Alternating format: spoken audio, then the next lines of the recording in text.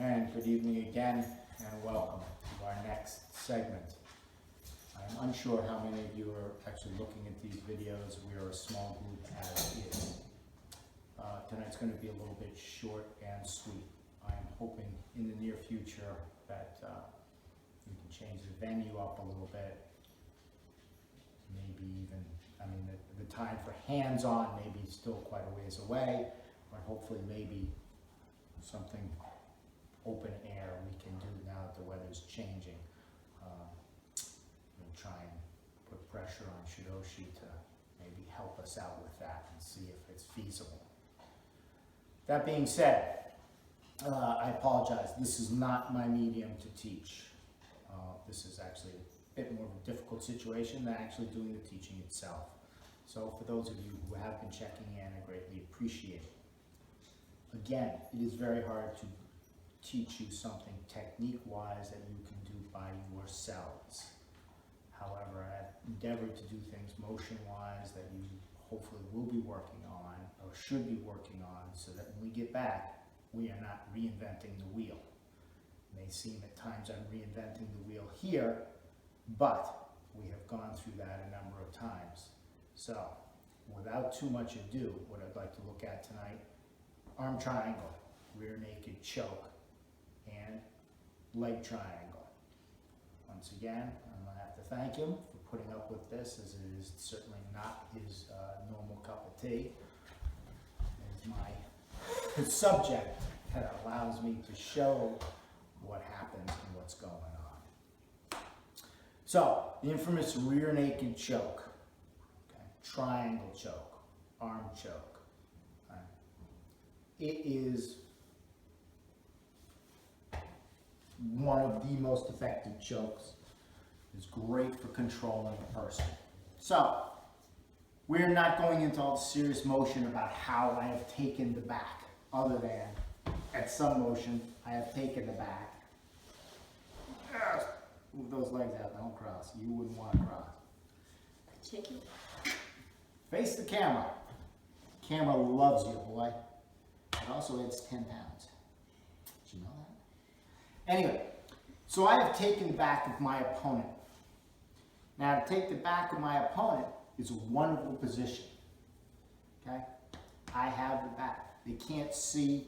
They don't always particularly know exactly what's going to happen. Okay? In this case, first thing I want to do is control their motion. I don't want, whatever I have done to get to this position, I do not want them to escape.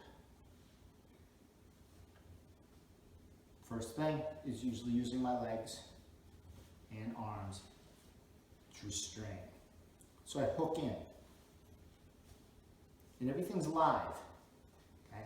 Can't exactly hook my toes in, but I hook. So I have as much contact to feel. Here is nice, yes. Feet dug in, for me, nicer. I'll clamp.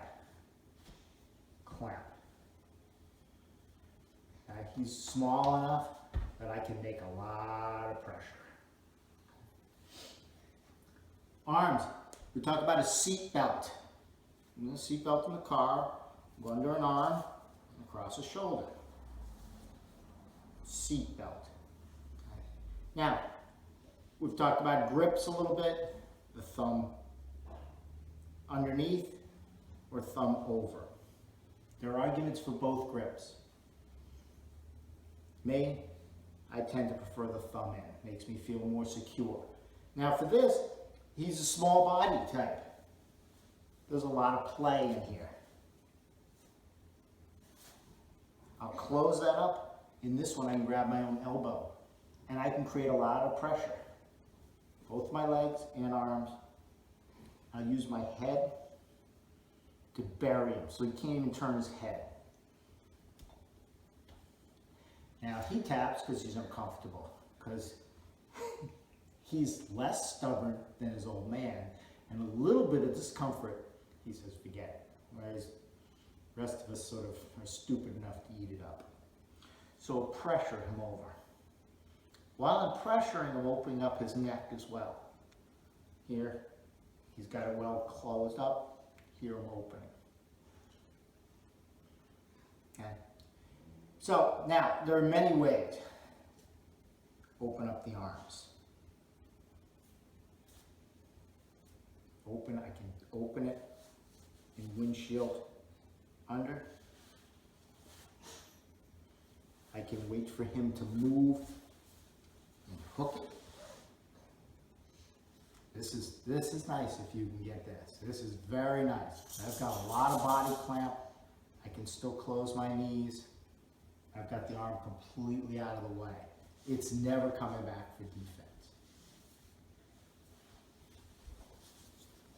But seatbelt with hook. I'm tight. He's obviously going to start trying to play, to wiggle, to move, to try and get out. This is what I'm waiting for.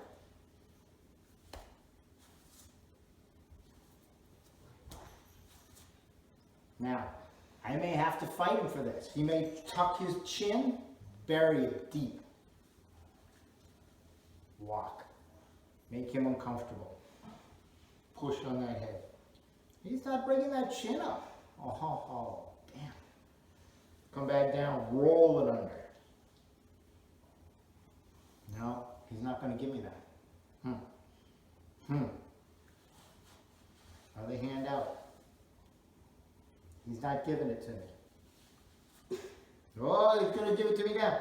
But instead, blades. Not this, blades. And I'll dig. I'm just going to stay. Yep. So they can see. So he's got his chin tucked. I couldn't get in on this side. Nice blade. Now with my hands under. Oh, yeah. He may not know much, but he knows how to defend that neck.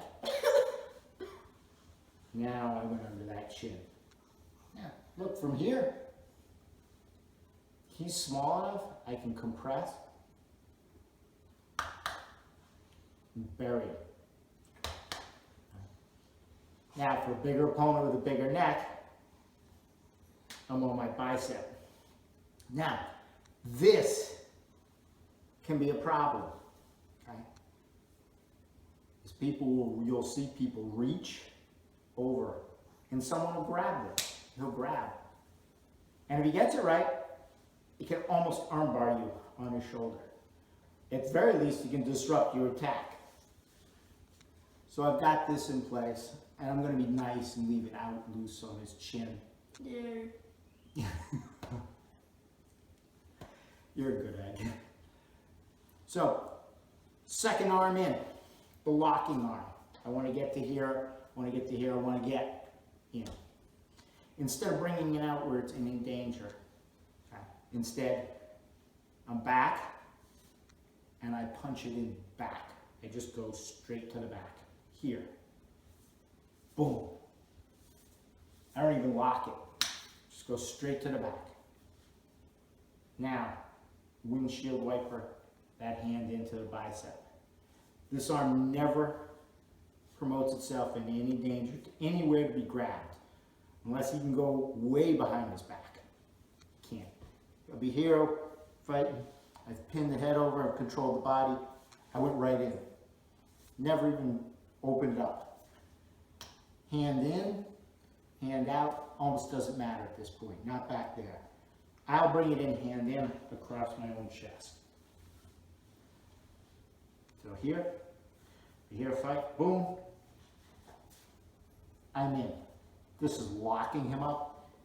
Roll my hand in. The choke's right there, boom. Okay? Now again, sometimes you have to fight. This is a drill we work on in class periodically, we should do, in that he's tucking his chin and he can use his hands. We'll start from here. I'm going to try and get under his chin. Whoa, forget it. This is where you learn that open hand. To dig in, to dig in, to dig in.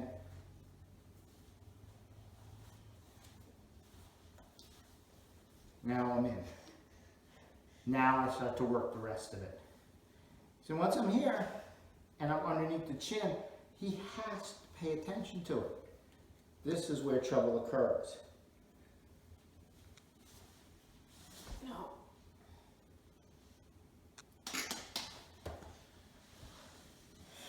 So again, the basics of the triangle, boom, in, in. Look, his neck, okay, that big. A roll of paper towels. Screw you. No, my neck's not too much bigger, okay? I've got a 16-inch neck. It's not that much bigger. It's maybe 15 and a half now, okay? But the point is, boom, boom, boom, boom, boom. And you can practice it on a roll of paper towels on the counter. And you don't have to choke out anybody in your house, which I'm sure they'll be pleased at. Once again, any questions, there is contact information, please get hold. Okay? If not, well, then everybody should be able to, and you have at various times tried and can choke me out. Get through the defense though. That's a little different. Okay? So, now, the other change, or the other triangle we talked about so much, is leg triangle. And we have shown basic, sorry for my back, but we have shown the basic exercises for it. Going back, shooting the legs, shooting the legs. I mean, this should be a basic exercise. This should be beyond anything I have to even repeat. Boom.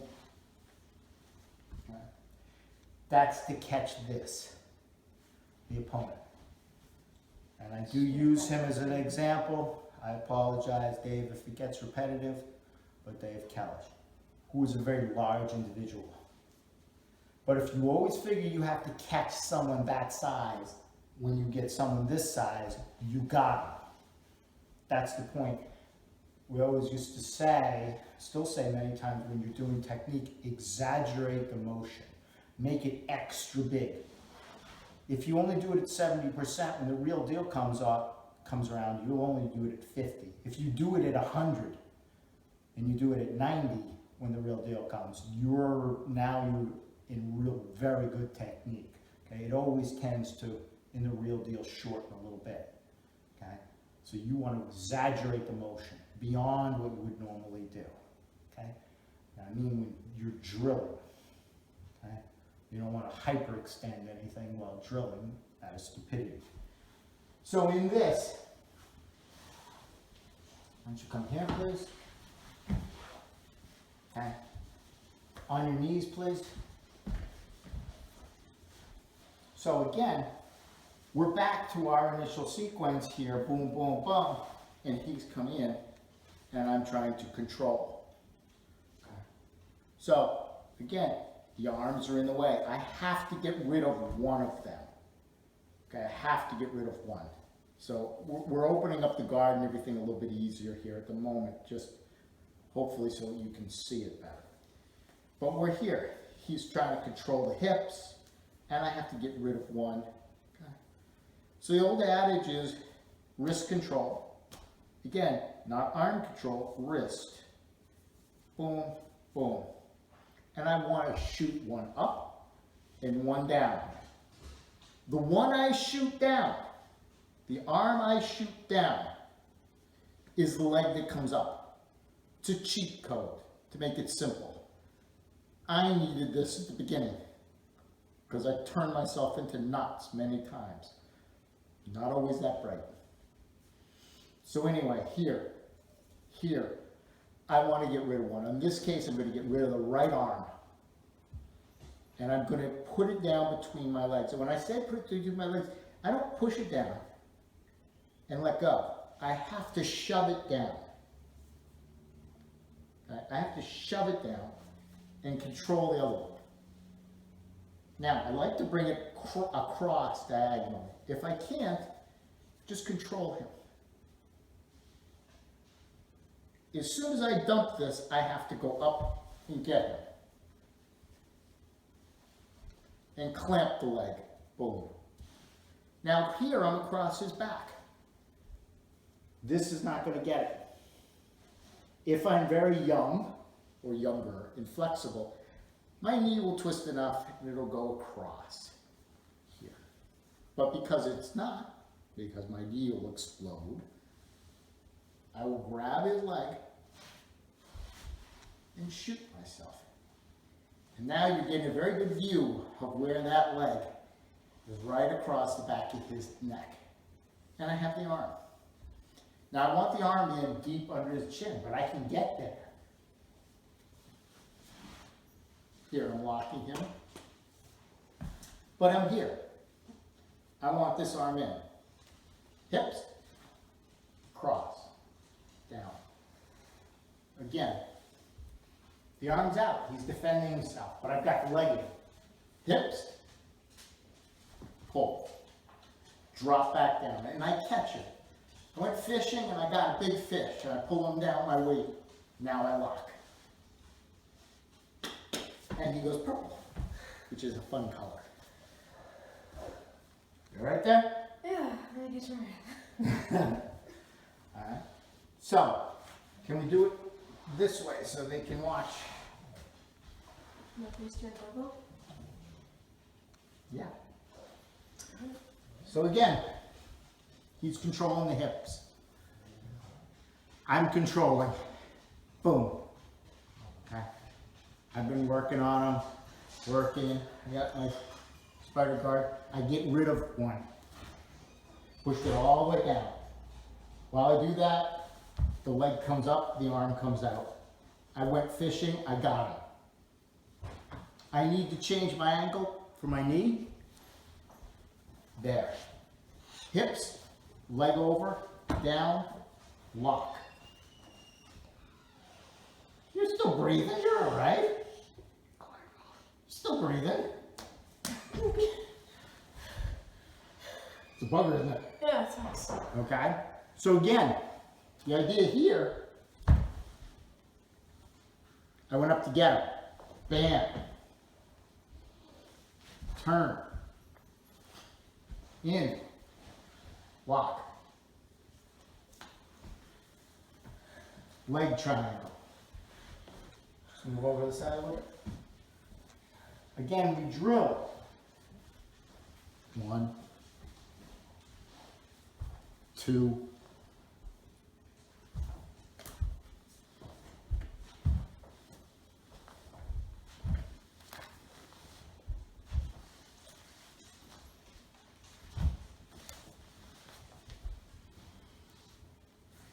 it should be a very smooth movement. Okay. You're not always going to catch, but once you have that control, even if it goes wrong, much like the Kimura guillotine sequence we use, okay, one motion will flow into another one. We've already seen armbar from the bottom can go into a leg triangle and vice versa once you get them to flow. Next week we'll look quickly at that flow at the beginning and we'll move on from there. Thank you very much.